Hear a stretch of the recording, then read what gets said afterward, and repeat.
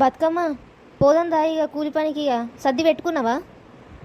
అయ్యో బావా కూలి పనికి ఎత్తగాని నాకు గదేదో సన్ స్క్రీన్ అట యూట్యూబ్లో బాగా చెప్తారు, అది పెట్టుకుంటే నల్ల పడుకుంటుంటాట. తీసుకురా రాదు బావా?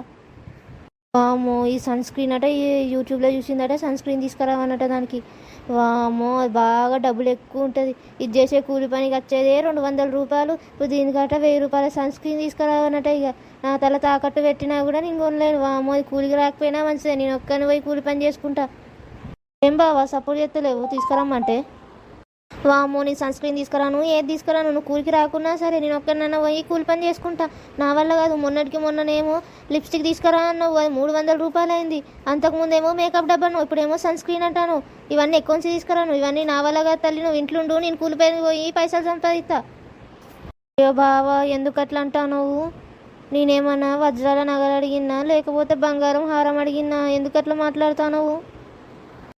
తీసుకొత్త ఇక వజ్రాల హారమే తీసుకొత్త. అదొక్కటే తక్కువైంది ఇక మనకు.